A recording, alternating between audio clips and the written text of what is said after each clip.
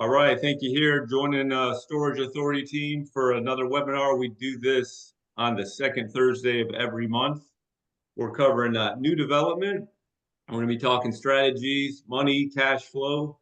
A quick shout out to our team here. We got Josh Parker. He's Director of Technology and Operations. We got Mark Gooden, CEO, Storage Authority, civil engineer by trade. And myself, Garrett, I'm the VP here. We really all do everything. You know, we're 65 years experience on the team, so you know we all help at every angle. We all have our expertise, but you know we're all here to help our owners move through the whole process. All right, before we get rolling here, so just getting into it, money is the fuel for self-storage projects, but it's not about having it; it's about using it wisely, right?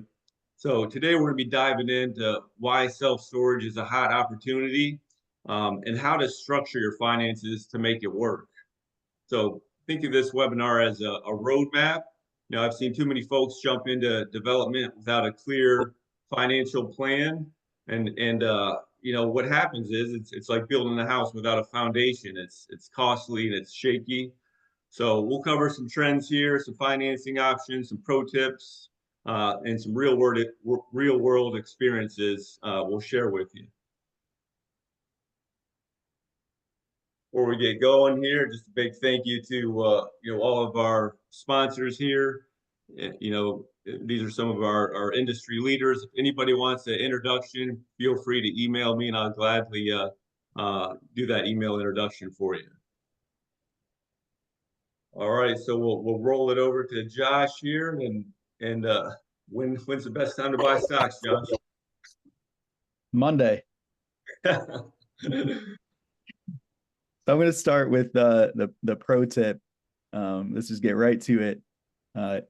It takes much larger gain than loss to get to equal in the stock market.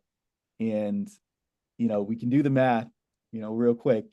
If you start with $1 million and the market goes down 30%, left at 700K.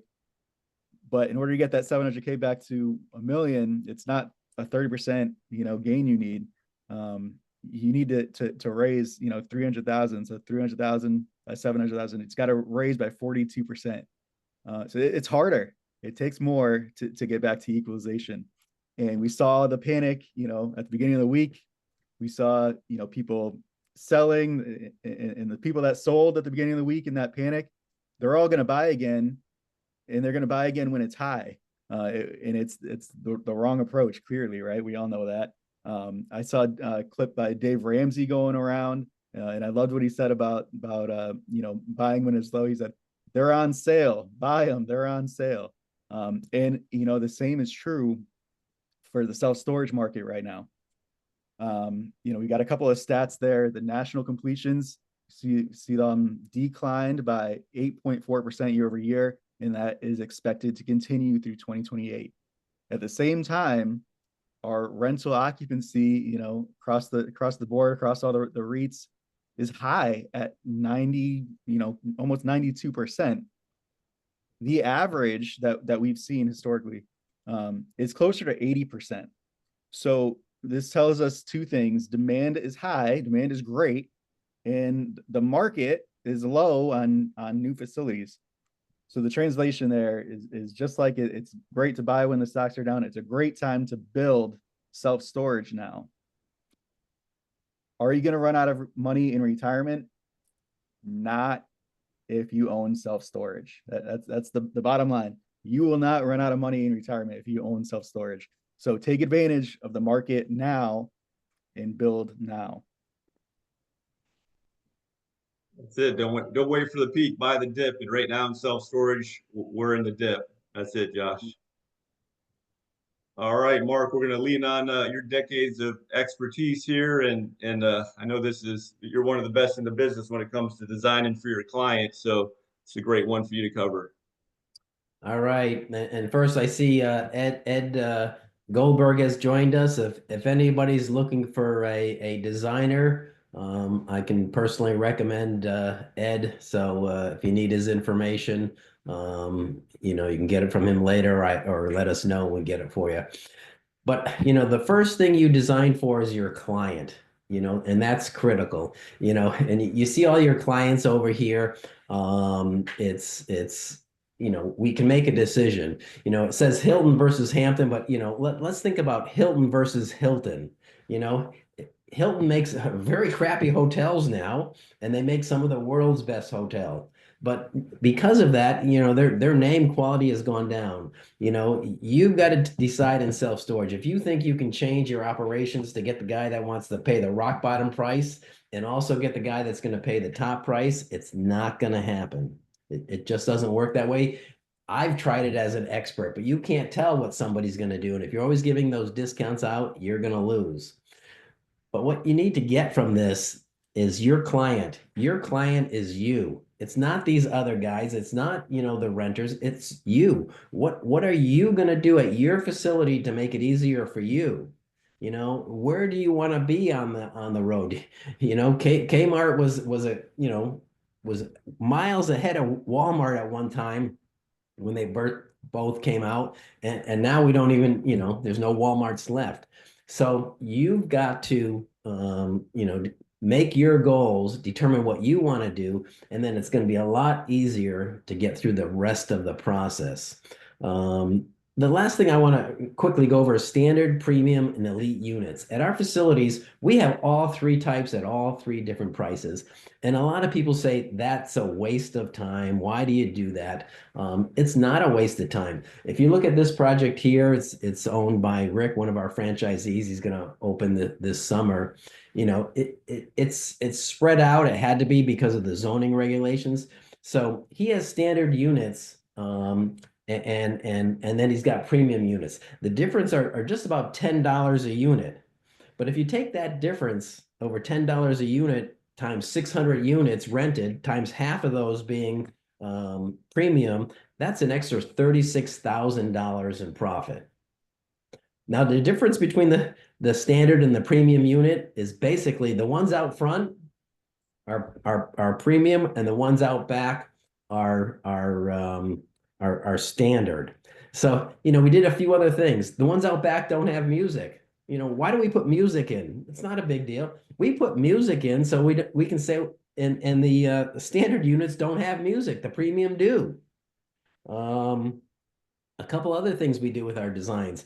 At the doors, we'll have overhangs for the rain, but we'll just have it for half the facility, for the premium half, but not for the standard half.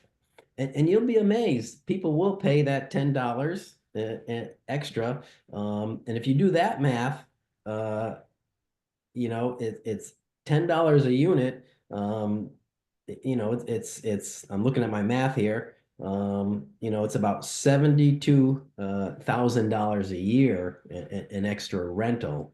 And if you make your facility an elite facility and you charge just 10% more, let's say you're charging $170 per unit and you just charge more times 600 times 12 months, that's $122,000 in extra money.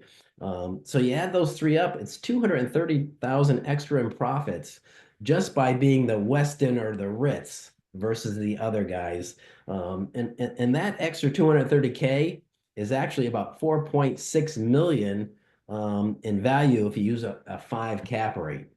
So, you've got to design for you, and you got to think of ways of differentiating at your own facility and to the other guys. But people just go to design with nothing in mind. It's a big business. You gotta think about it, where you want to be, and you got to discuss it with your team. So with that, Garrett, we'll move on to the next. All right. Yeah, that's it, Mark. If you want to, we're talking about dominating a 3 mile radius most of the time. If you want to attract the customers in that 3 mile radius that are willing to go to the price leader because that's what they value, you got to really have those features at your facility. All right, Josh, let's talk some partners. All right. So partners are out there. Okay. Partners are out there. We have, just within our franchisees, we've got 2 or 3 that are looking for partners right now. But there are different ways of of approaching partnering in self-storage. So, using your 401k, we've talked about the market already today.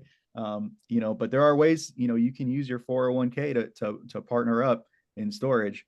We've got the name of someone we can recommend to you if you want to talk about, how to make that happen, how to use your 401k. We're happy to make that introduction for you. But sell your assets, find a local 50-50 partner. Lots of ways to find a partner here. Mark, our CEO, he'll tell you when he built his, self-storages, he found local partners to not only help financially, but also because they're local, they're helping to share in that day-to-day operations and marketing efforts.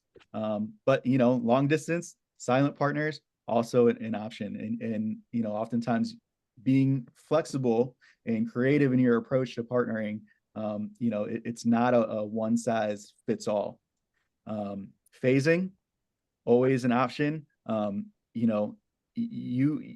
can be tough to make money on your first phase of one facility, but that may be all that you're able to do with your finances, right?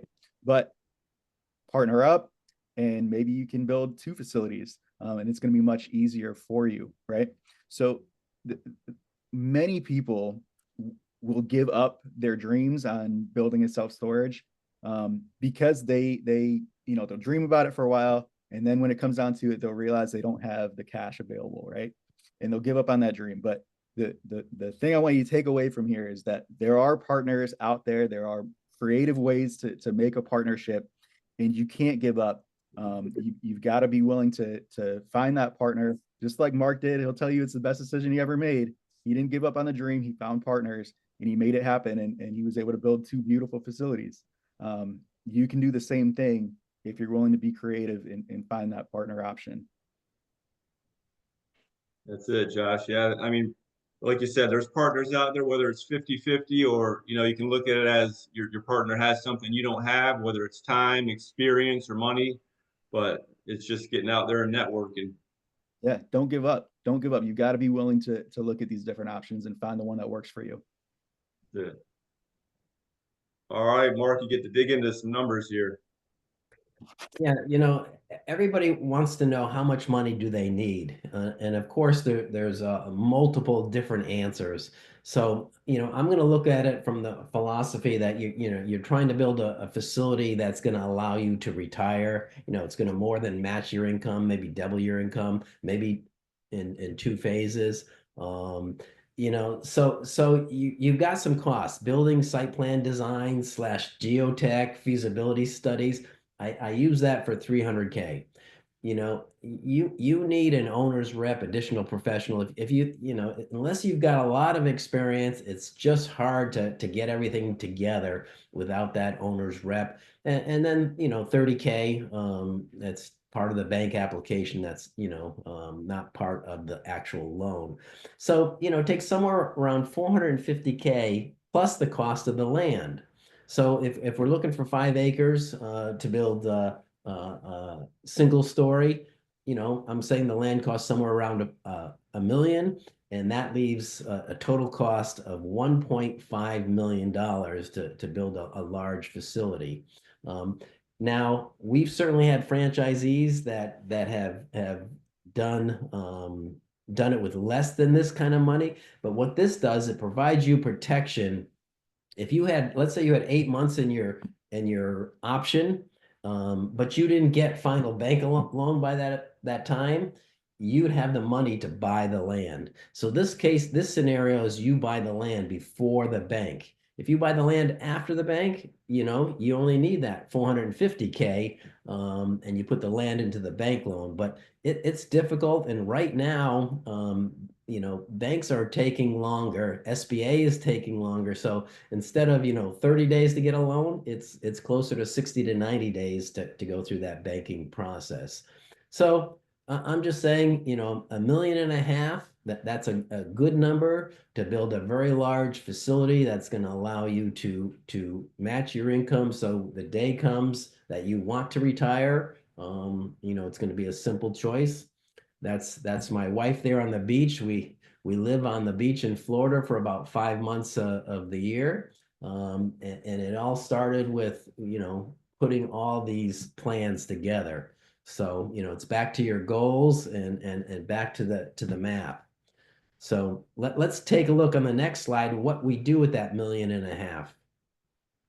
So if we have that 1.5 million, how much square footage can we build? Well, we can build about 68,000 net rentable, plus or minus a ton. I mean, these are our numbers for you to grind through on your own project. But if you went with an SBA loan and you had 1.5 million and you were putting 15% down, you could have a total project cost of 10 million, because the bank 10 million, 15% down is that 1,500. And then you've got owner's construction costs and carrying costs. Now, a lot of people say oh, I need half of that. If you think you need half of that, you really need to dig into those numbers, because it's not reasonable. First of all, we've come up with a contractor's budget. Outside of his construction costs, the bank is going to make you put 5% contingency in the project. They're going to make you at least do 5%. So there's about 340,000 out of that 1.2 that's used for that. The rest is used for interest, and it's used for carrying cost of the labor and everything of having your store open till you break even. So now we've got $7.3 million. I just picked $85 a square foot for a single story construction cost. I've seen it below 80. I've seen it above 90. And a lot depends on your land and where you're located and a bunch of other things. So if I take 7.3 divided by that 85, that gives me 85,000 gross square feet. I multiplied that times 0.8, for the loss of hallways and this and that, around 68,000 square feet. Maybe it's going to be 75. Maybe it's going to be a little bit less than 68.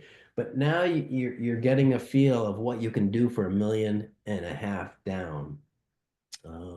And again, I'm not saying you can't do something with 500,000, but it's a whole different mindset. You're making a side income. You're doing a lot of the work yourself. Maybe you already own the land, but this is somebody that's going in from scratch to make a good retirement income. Bank loans are tough. They've always been tough when you want to borrow $7 or $8 million. And self-storage is one of the places where people can borrow that kind of money, but they couldn't borrow it for anything else. So the pro tip is, you've already put 5% into the construction costs when you submit to the bank. But if you have another 3 to 5% funds at home in your stock account, wherever, but it's liquid, that's going to also make it much easier to get a loan. And maybe you've only got a 20% partner, but with that, he's got a lot of cash left over. It's going to make it a lot easier to get that loan. So sometimes that's another reason you want to get a partner, is just to make that loan process that much easier.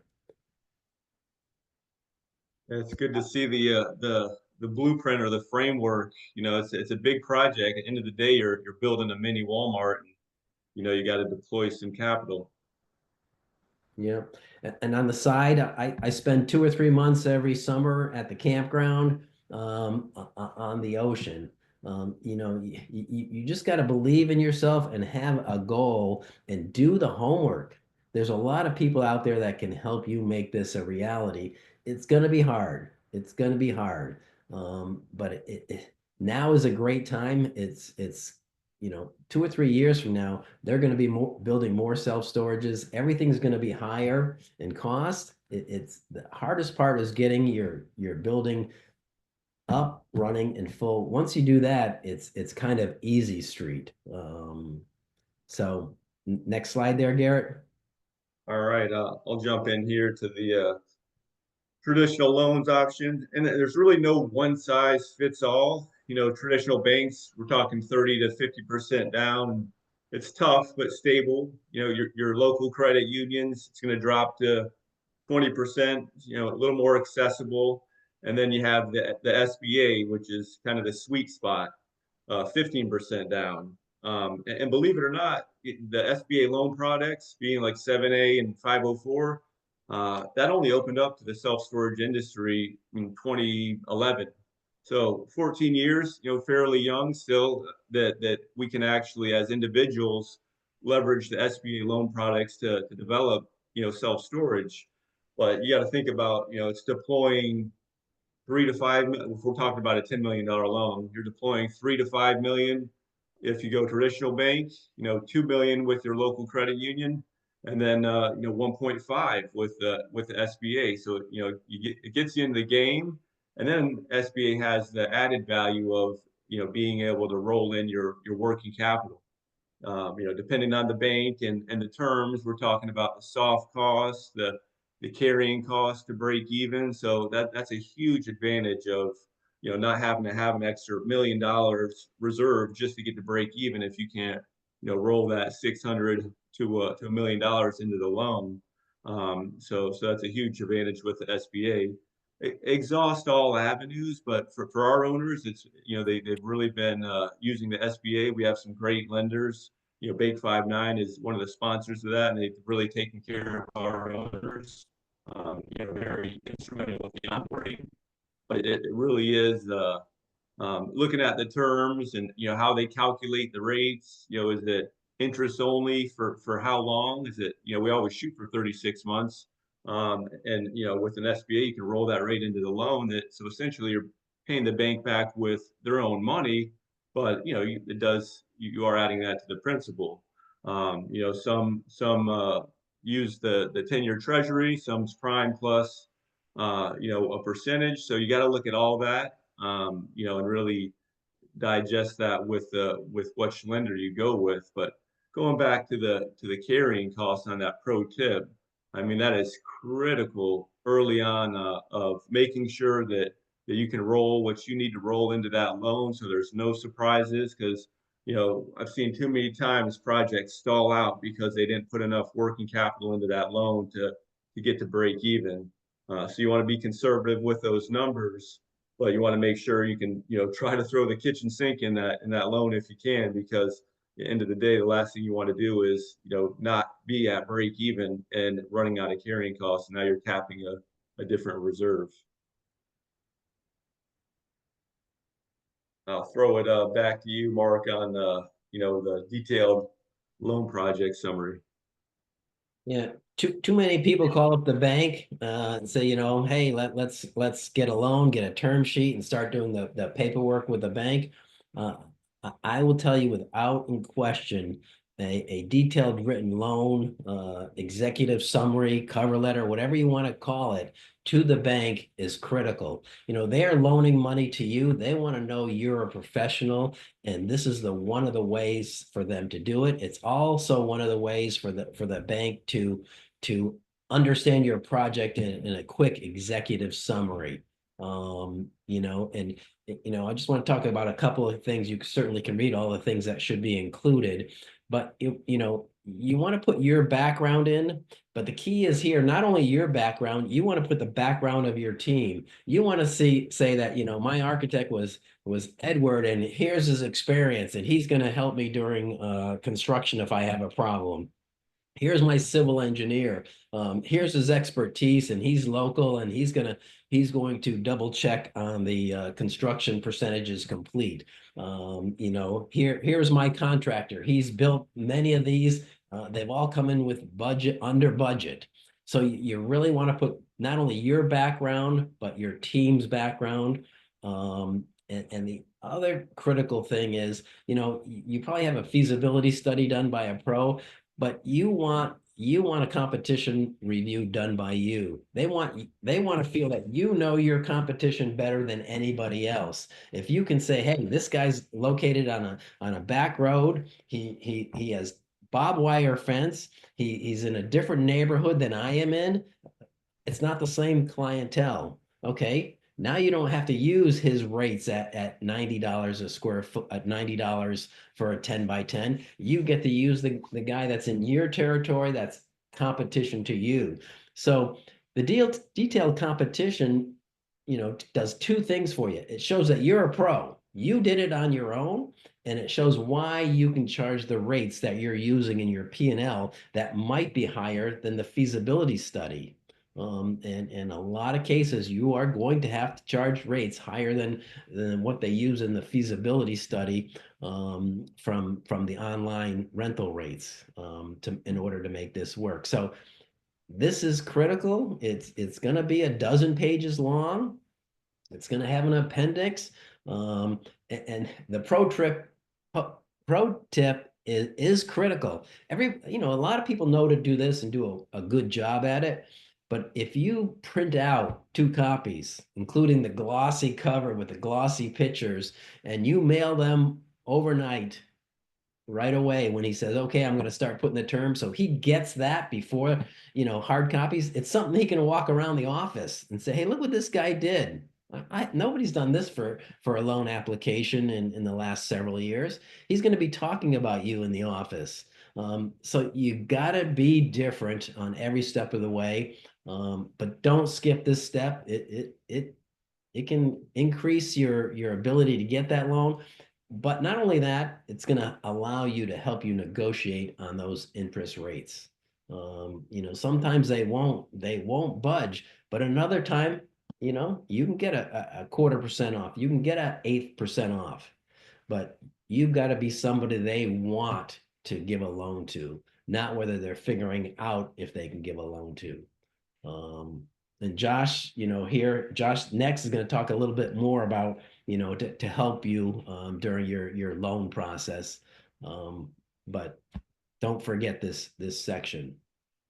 Yeah, Mark, I love that pro tip. I mean, it's a wow factor, when you send that out to the bank and they know you're serious, and this is probably the biggest loan you're going for, big self-storage 10 million plus loan, and sending those 2 hard copies overnight, that's impressive. And Garrett, if I may, we keep saying 10 million. I use 10 million because it was easy to round the numbers. We have one now that is going to be closer to $5 million, and that's because they bought a site, had 2 existing buildings on it, and that was half the self storage, and they're going to build the rest. So it's not always 10 million. These guys are doing it with 5 million because they bought a conversion and they got a good price. They bought the 2 buildings and everything for $1 million. So that the construction costs will be much less.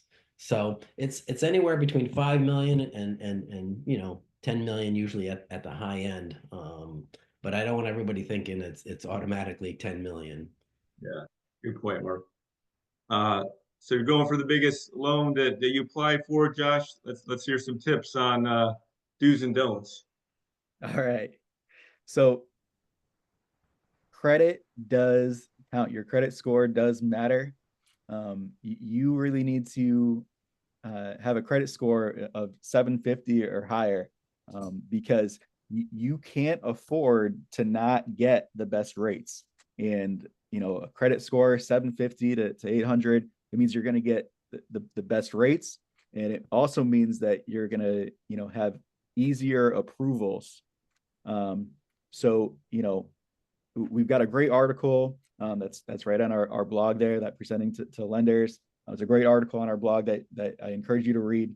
But I also encourage you to go to Barnes and Noble or Amazon and buy a book.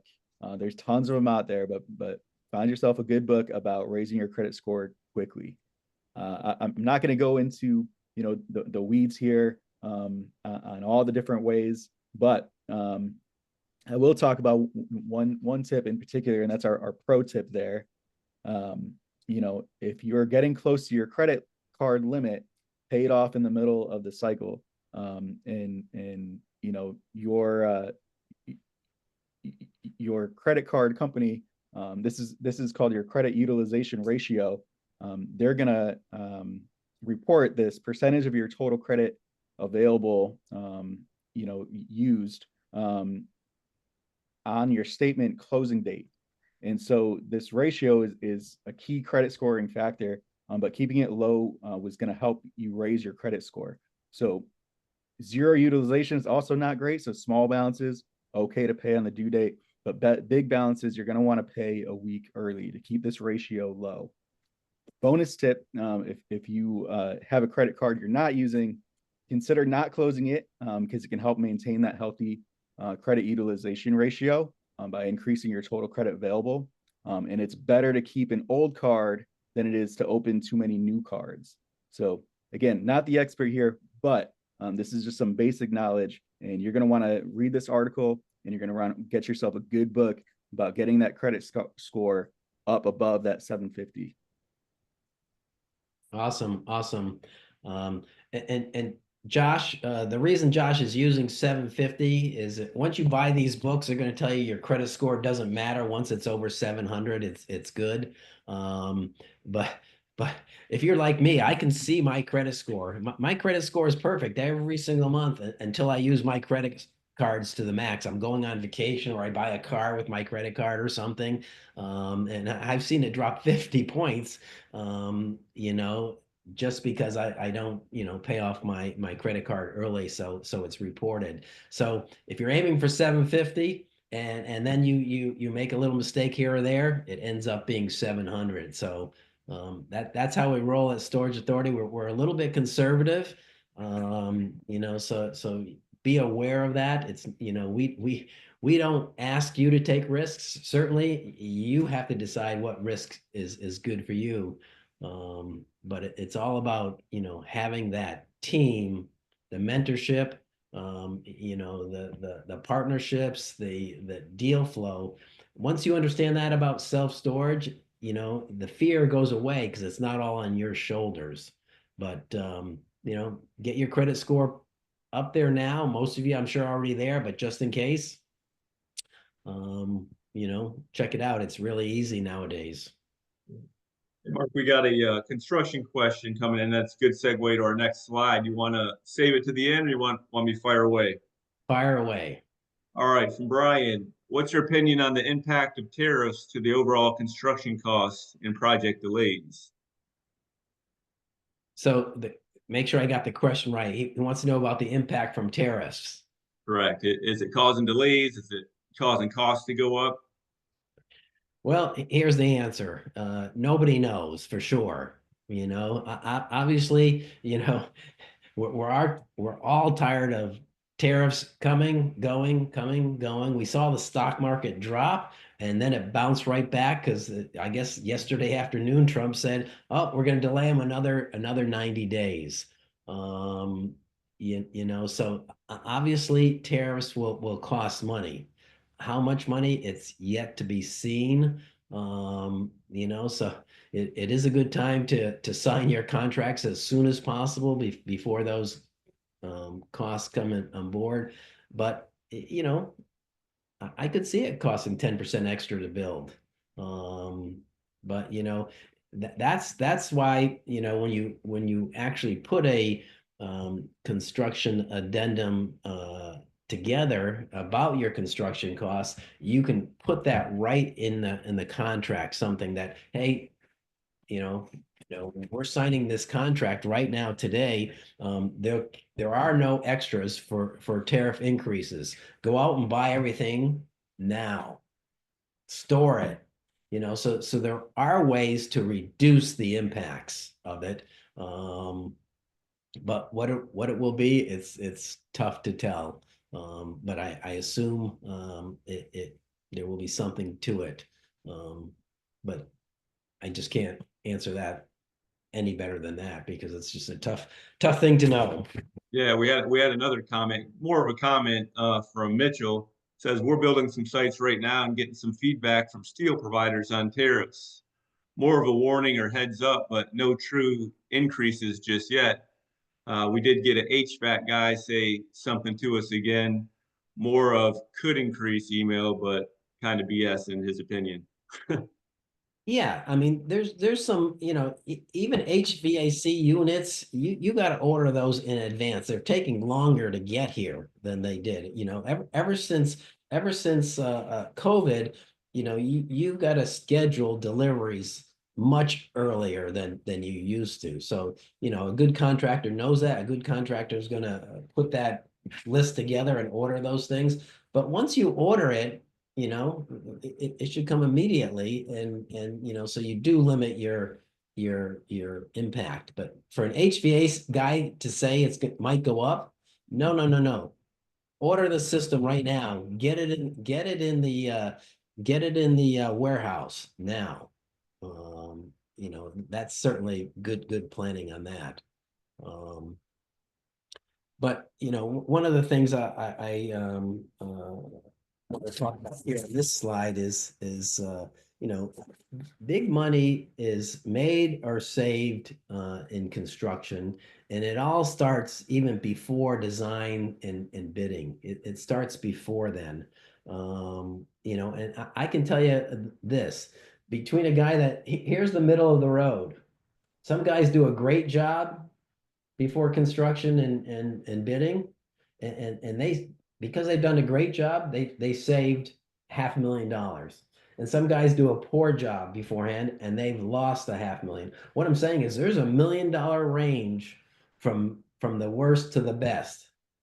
You know, most people aren't going to go from the worst to the best. It's just not in their blood, or the opposite. So what I'm saying is, you know, a lot for a newbie that doesn't understand this, with the right team, he can save $500,000, you know, by understanding all these things there. You know, let me so a couple of things I can tell you that will save you a ton of money is, you know, fill the gap between your engineer, your architect, and, you know, if your contract is available at that time, make sure there's coordinated meetings. Without coordinated meetings, the site plans and the architectural plans never, ever match. And it could be as simple as which way to the roof slope. The engineers might need them sloped one way for the drainage, and the architect assumed, you know, it was going to be a double pitch roof. So there's got to be coordination. You know, where does the HVAC go? The architect could assume it's going on the roof, or it's going on concrete pads, or behind the units, or it's going in next to the entrance door. But if these aren't coordinated well, you know, you're making a mistake. Some people even hire their civil engineers, and they let the civil engineer do the entire layout. I get it, it's their expertise. But a civil engineer might come out with a building that's, you know, 23 feet wide because the space was available. He might not know that that's not an increment for self-storage. So you need both your engineer and architect together, and you need somebody to help them and remind them to fill that gap. You know, and it could be as simple as, you know, you look at the construction addendum. If you think your engineering and architectural plans are perfect or complete, I guarantee they're not. You know, I review our plans that we get from even some good experts, and you know, we usually end up with 3 or 4 pages of notes. I'll give you some typical examples that we see, and I don't even know whose fault it is, but you know, engineers are good at pointing to the front gate and calling it a gate. You know, some of them won't even say what size it is on the plans, you know, but you know, let's at least call the size out. But all right, so now you called out size a 20-foot gate.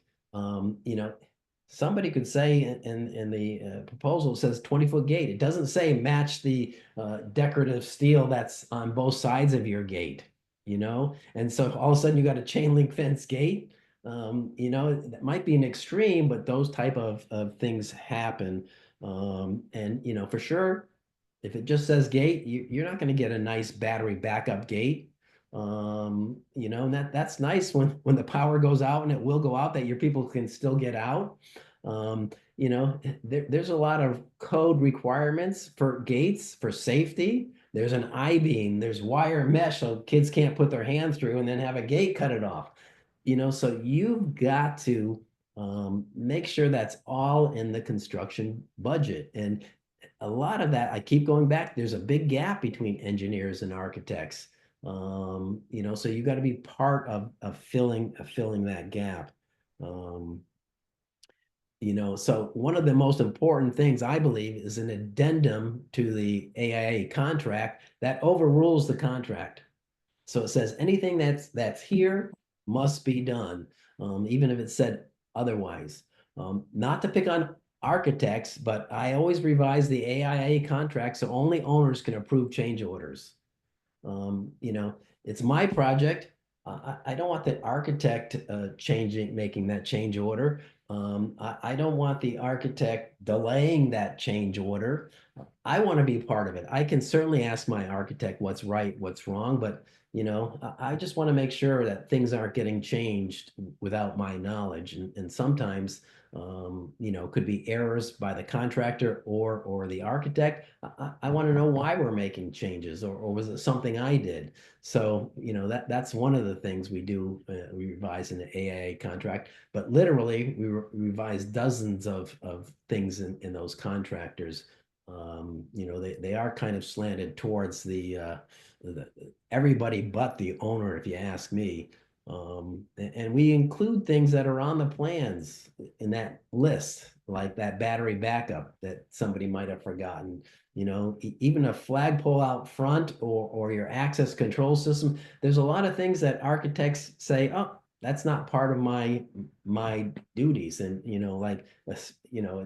would think you bid out your plans that it includes a low voltage, but they'll come back and you might not see it, but it'll say somewhere, oh, we're not putting in the camera system. That's low voltage. We're not putting in the signage. So it's good to know what is often missed and get that in the addendum. Just a lot of ways to lose money, a lot of ways to get a bad product out there. So that's one of the things that we highly recommend. And then the first one is, right off the bat, know your zoning and your land before you purchase it. If zoning requires every inch of your building be block, it's a lot more expensive if just the street view is block or some material. So you really got to know the zoning, and you really got to know the land well. If it's got a 5-foot drop and we've got to level it, if we have to bring that material from offsite, it could cost you another couple $100,000. So there's a lot of things that you need to do, and that's why you do need a third party owner's rep to it's kind of a full-time job. I've been an owner's rep many years, and it saves the owners a lot of money because they don't have that expertise. All right, Garrett, next. Yep, jumping into, I know a pet peeve of all of us is it seems like the office is always the last to get completed. So, Mark, you put together some good numbers here on the advantage of really focusing your team on making sure that's an early finish. Yeah, and if you take a look at this photo here, when our franchisees are done with them, we literally have them print out a set of plans and mail them to me, so I can turn them page by page to make sure they followed our design guidelines and standard practices for self-storage. I can tell you this right off the bat: do not hire an architect who has not built dozens of self-storage.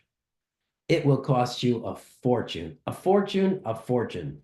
Make sure that guy has done dozens, not 2, not 3, dozens upon dozens of self-storage. It's a major part of his architectural business. It should be at least a third of his architectural business and not a second thought. Because, in some sense, these buildings are cookie cutter, and that allows them to be built faster and cheaper. And if you go outside of the manufacturer's cookie cutter type layout design, but even if if you don't have a good architect, how are you going to get the unit sizes? You have the wrong unit sizes, again, it's going to reduce your profits because you're going to be all rented up and have a pile of 10 by 20s left because you built too many, or a pile of 5 by 5s left because you built too many. But back onto the topic of this subject here.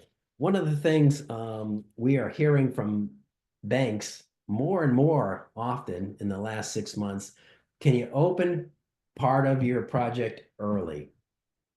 1 month early, 2 months early. And then it makes a lot of sense because if you can open something early, you can make a ton of extra money and the banks love it. You know, if you just open 3 months early, 25 units rented a month, and they stay for $12 months. They're staying longer than that right now. $170 a unit. That's $153,000 cash in your pocket. And not only that, you in the first 3 months, you learn a lot. So when the next people come, these 25 rented in the first 3 months, Garrett, you know, how many did you rent? You just opened a facility before I hired you. How many were you renting a month? This was in Sarasota, Florida, a brand new facility. How many did you rent for the first 3 months, the first 6 months? I was doing 60 to 80 a month. 60 to 80 a month. So I just used 25 a month. You know, if you've got a high-end sales and marketing plan, you're going to do more than that because in the beginning, you have nobody moving out. Plus, you know, there's everybody likes the new shiny self-storage in the beginning. But to open the office building early, you've got to put it in your plans for the paving, your contractor. You've got to talk to, you know, and the pro tip is talk to the building department. That's not up to planning and zoning whether you can open early. It's not up to them. The building department needs to do that. And if you're getting a no, we're not going to let you open the one or two buildings with a temporary CO. You're getting no. Change your design. Call the office building phase 1, call the rest phase 2, and show that, get those approvals, and then you'll be able to do it. But you still build it all at once, but it is phase 1 and 2. You've got to find a way because it takes 20, the average, I'm going to say 12 months to open a self-storage. And they're often late on their projections. You know, some project 8 months and it takes 12 months. So get this down. But not only that, find other ways of opening the office earlier. You know, now we're going to open 3 months from the rest of the units, but if we can get the whole project to open on time or earlier, it's the same kind of savings added to this savings. So that's it. I saw a message from Ed. What was the message from Ed there? Garrett, can you check that out? Yeah, so Ed just said, I get a lot of clients that have tried and failed with experienced architects in self-storage. With inexperienced architects? Yeah, and before that, he said you were correct about dealing with architects. The plan should be complete with everything needed shown. You should thoroughly review everything. Right, you know, and you know, and Ed's designed multiple self-storages for many years. You know, so that's a type of designer you're looking for. You know, so on to the next screen there, Garrett. All right. This is one of my pet peeves now where our industry went with these online teaser rates. And obviously, as you know, you found the right parcel and you did your own homework. And you know, with Storage Authority, we do that internally a lot with our owners before they order a third-party feasibility study. Because typically, you know, these experts come in and they're very conservative. You know, you're just going to be an average site, average marketing plan, average lease up. You know, now a good handful are just only using these web rates, and you know, your project's not going to pencil using the web rates. It's, you know, 2 years ago in Sarasota, 10 by 10 is $200. Now you can pick one up for 60 to $80. It's just it's a different ball game. So, you know, one of the keys is, you know, you're the owner. Of course, you're going to lean on your feasibility study. You know, you still have to get out there and do your homework. It just makes you look more like a pro. You know, you're going out there, boots on the ground, you're doing the shops. Even when we submit our loan packages, you know, we have what our owners did as well as far as the competition shops. We produce our marketing plan as well, you know, to the feasibility experts and in our loan product. And all of that matters, you know, just shows that you're a professional, you're serious about this, and you know, it's your investment at the end of the day. So, you know, you want to count on your experts, but you still want to do your own homework. And, you know, that one of the tips we have there is, you know, you found your parcel, rent a unit immediately from a couple of competitors. You know, especially the REITs nowadays, you know, if I can tell firsthand experience, you know, Mark just had to deal with one of the hurricanes and we had to rent a unit, you know, here in Sarasota. It was way out east, but a brand new REIT. Got in at a fantastic price within 2 months. Would they full throttle you up like $70, Mark? Set with 30 days later, I got a notice that my rent's going up $70 in 30 days. So I got a good price, not a good price for how far I had to drive because everything was full. But 60 days after I rented, my price went up $70. You know, so but we're hearing this. So we have, even before you hire a feasibility guy, you should go out and do that and submit that to them so they can believe it's true. They know it's true. We're actually having our guys do that, and then they have a picture of here's my lease, here's here's my increase of $90, $70 in 2 months, and here's the storage authority guarantee that we won't raise your rates for a year. And we frame that and put it on the wall. And that allows us to beat the REITs every time. You know, people just don't like that. They feel like they've been taking advantage. It's one thing to raise your rents, but to raise them $90 on, you know, when they raised my rent, they raised it more than what I was renting the unit for. And when you ask the manager, is that going to happen? They say it's out of my control. You know, I don't do any of the rent increases here at the office. You know, Yeah. so it is something we have to deal with. But you know, you gotta deal with it, and we deal that by being pros and giving that bank application to the bank and knowing the numbers. So and the pro tip here, Garrett, is critical. You know, do your own feasibility. Every one of our franchisees, we do a feasibility study with them. Why pay money for a site that's not going to make it? And 70% of the sites sent to the feasibility experts get rejected. I couldn't believe that when I first heard it, but it's true. Yeah. Yeah, and you know, we're definitely in an era where information enhances everything. So, you know, with that strategy of renting a unit at a couple facilities, not only can you provide that information to the feasibility expert to see that, you know, what it's called is now the ECR or existing rate increase of a customer. But you don't know that information until you're in the facility and then you see, you know, kind of the algorithm, how fast and how rapidly they increase the rates. But now you can share that with the feasibility expert. You can share that with the bank, and they can really make the true evaluation versus these hidden online web rates or teaser rates that aren't really accurate.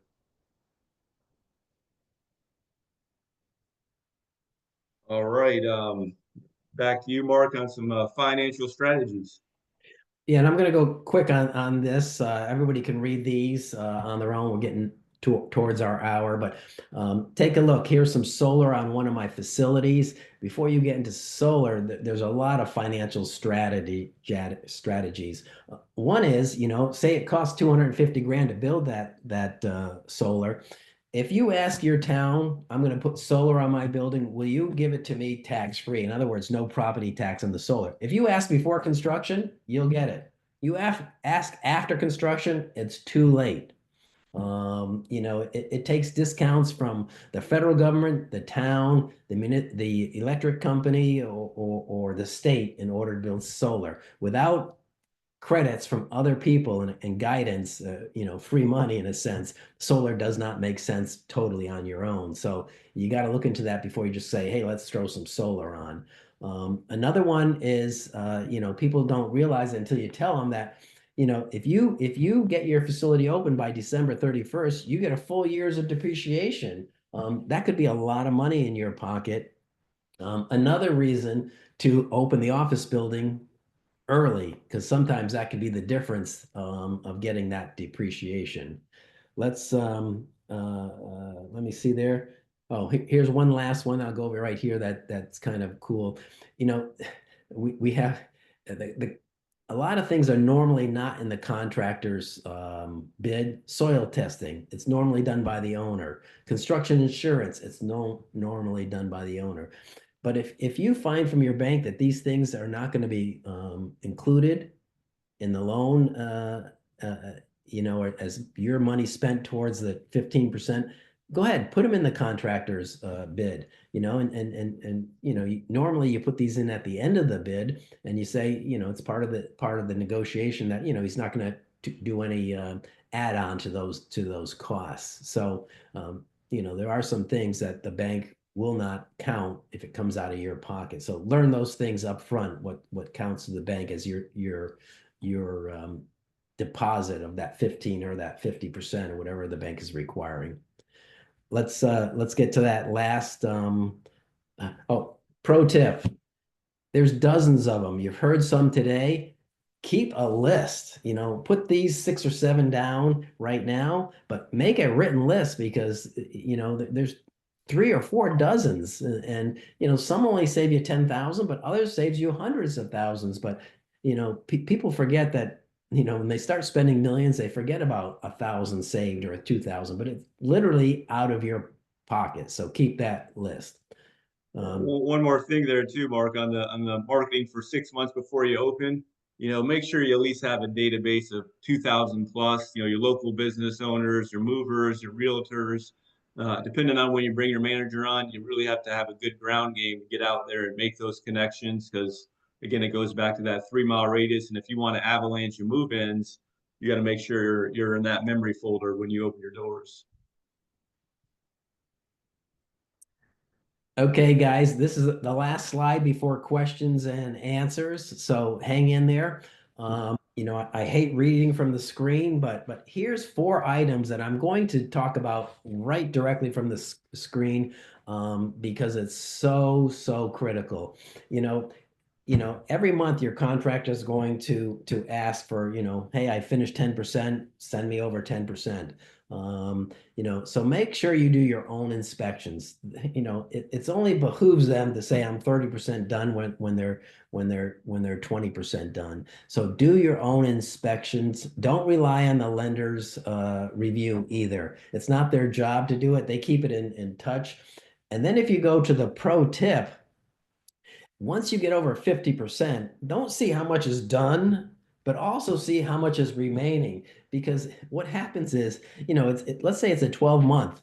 At 8 months out, they're at 90% complete. And then every next 4 months, they're trying to take something out of the 10% that's not there. They always get ahead of themselves. And the last 30, 60, 90 days seem to take forever to get done. So if you don't have the right amount of money held back, your job becomes second on the list or third on the list or fourth on the list. So do your own inspections. Make sure you're getting the paperwork from the contractor. The liens are removed. Once you make that payment, there's a system to that. Make sure you understand that system of inspections and payments.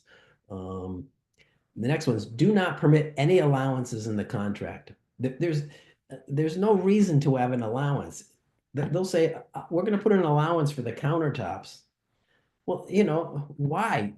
Tell me, let's determine what they're going to be right now. Let's get the designer to put them in there. Let's show them we don't need allowances. Let's not put an allowance in for the sign. It's going to delay the project later on. Get the signs bid now. They're going to cause delays. And the next one, change orders and delays. If it takes 2 weeks to get a change order signed, that delays your project by 4 weeks. They figured it out that change orders, whatever time it takes to do the change orders, it slows the job down by double that. It's called stacking, contractor stacking, subcontractor stacking. One guy can't get in, and then the next guy can't get in, and it just messes up that whole schedule. So review change orders swiftly and make a decision, yes or no. And that's why we don't like those allowances either, because they start treating them like delays if you don't get to them. And then the last one is work with your CPA. Everything that you can, you want up in the regular expenses versus construction depreciation items. So the more you can say is operating expenses, even some things like machinery and other things can be put into operations, and so they're not in the depreciation schedule. And that saves you money. Depreciation is typically a 39-month depreciation. But if you do component depreciation, which everyone should, a lot of that 39 comes down to 7 years. And some of it's at 9 and some of it's at 12, but it significantly reduces the depreciation so you can put more money in your pocket. So review with your CPA. They're not going to be the ones to do component depreciation. That's a specialty, but they certainly can tell you anything that can put in as 100% expense right now, so it's not left in the balance sheet for construction depreciation. That's the show for today, guys. If there's any questions, any thoughts, anything, you can certainly email us later. Any one of us, you can ask questions now, but it is going to be a good time. Stocks are down, self-storage is down. You're going to get better. You're going to get better bids right now. I've talked to architects. I've talked to contractors. Their pipelines are getting shorter and shorter. So just naturally, they're going to do a better job. They have more time to do a better job and plan to do a better job. So it is a good time to hire help.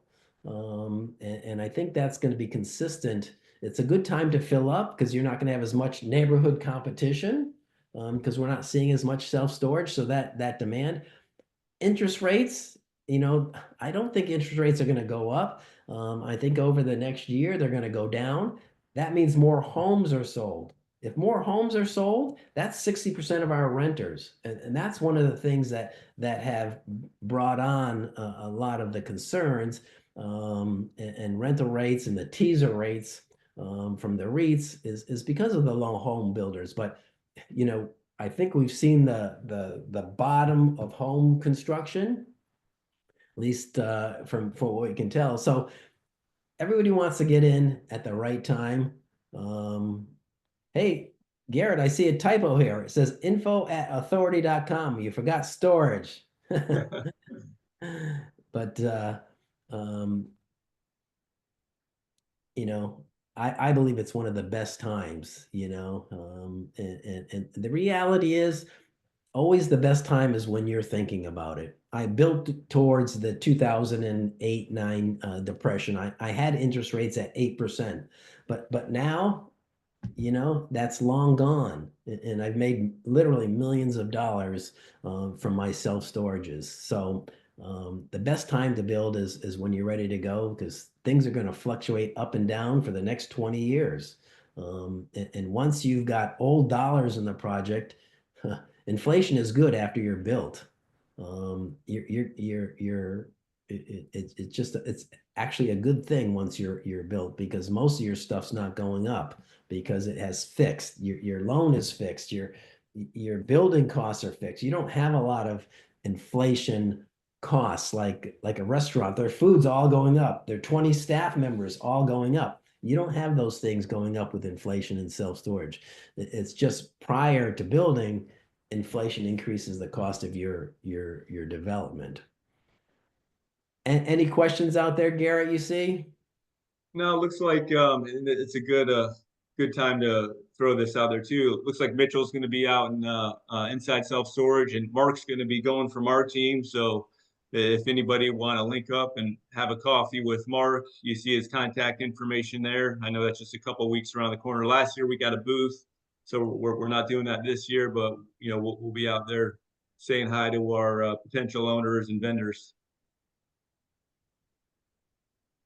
All Awesome. right, I'm not seeing too many questions coming in. We definitely appreciate everybody joining us. Our next webinar, second Thursday of May, that's going to be May 8th. We're going to be doing 30 design features to make your facility stand out. Books today, Oh. and she's still in a lot of pain, but she's doing pretty good. All right. We got one here from Mitchell. He asks some of our marketing strategies. He's got a lot of lease ups this year and needs all the help he can get. So why don't we each give him a marketing strategy? There's a lot of them out there. We actually have well, Mitchell, if you email me, Mark, M-A-R-C at Storage Authority, I will send you my ebook, Crush the Competition. It's 52 weeks of marketing ideas. And I can tell you the difference between a commodity and a non-commodity is marketing in self-storage. So, you need to have a newsletter in your marketing. You need to be on Facebook and Instagram. Your manager needs to have scripts. Your facility needs to be extra clean. Every time somebody walks in, your manager needs to get their number and call them back the next day if they didn't rent.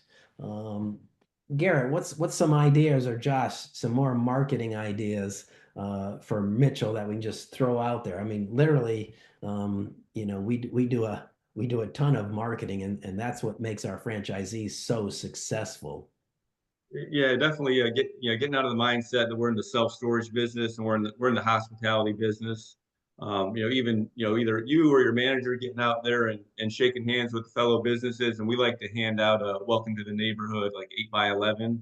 So as a manager goes in there, or owner, and we're dropping off some kind of marketing collateral so they'll remember us once a quarter. We have about 100 business alliances we shoot for. Just getting out there and making those connections. So, you're in their memory folder. They know that we're trying to help their bottom right ring, and they remember that. So they start, sending us customers. And like I mentioned earlier about having that database, and we're talking about an avalanche of move-ins. It's just making those connections, and not a lot of facilities do it, or they do it, very rare, like once or twice a year. You got to really have a top 100 visit them once a quarter. Yeah. Your manager has to, have the tools to make sure she gets, or he or she gets, Google reviews. It should be a quick tap with the phone so they can leave you a Google review. Your Google My Business page needs to have a lot of photos on it, and it has to be updated monthly to make sure you're at the top of the Google system. I'm just throwing things off the top of my head here. One of our managers, she just emailed me. She ordered 500 sunflower seeds.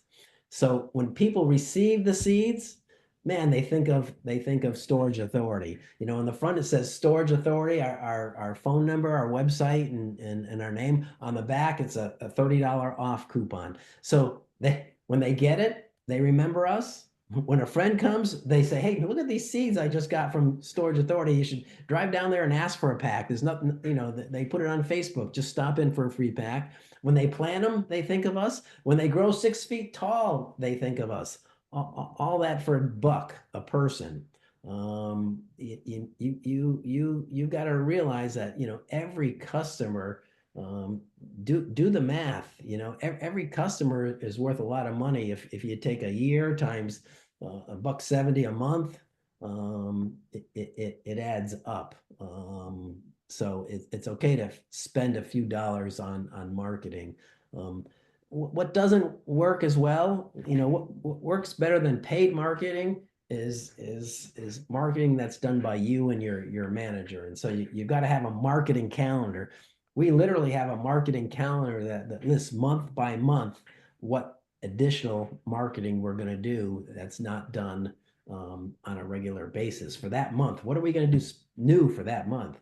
We put out sandwich boards, we put out flags, we put out signs, hey, it's coming up now. Congratulations, seniors, and list the name of the school, the high school. So just start thinking outside the box. Don't think self-storage marketing. Yeah. October, we put out pumpkins for the whole month of October, free to the customers. Anybody who stops by, take a picture, put it on social media. I mean, if you're going to be the price leader in the hometown self-storage, again, you got to do the things, the wow factors. All right, I think that's it on the questions. Again, appreciate everybody joining us. May 8th is the next webinar, and like I mentioned earlier, we're going to be covering 30 design features to make your facility stand out, and we're going to do top 10 bonuses for office design features. So exciting things next month, but appreciate everybody joining, and we'll see you next time.